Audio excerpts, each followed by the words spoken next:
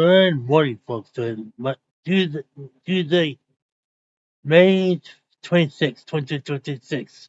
I'm your host, Mr. Good. This has not affected the temporary ceasefire that is holding between the U.S. and Iran. And as Ashley Webster reports tonight, peace negotiations are still going. Despite some optimistic statements from the Trump administration over the past several days, Tehran is 15 minutes later.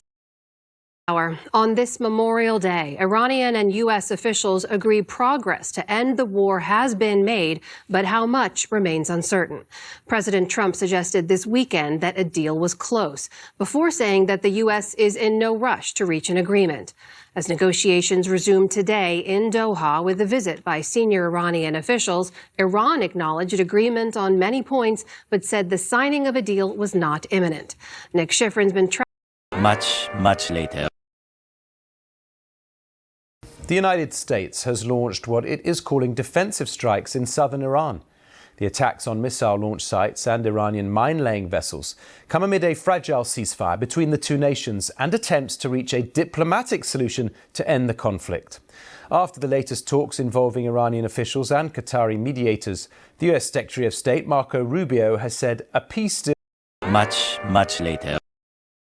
In we are here with some breaking news that we are following for you. This being reported by Reuters' very own Phil Stewart, putting this out on X, saying U.S. forces carry out strikes in southern Iran in self-defense. U.S. Central Command says U.S. strikes targeted missile launch sites in Iranian boats seeking to lay mines. U.S. Central Command says U.S. military will defend U.S. forces while using restraint during the ongoing ceasefire, Central Command says. So activity is brewing.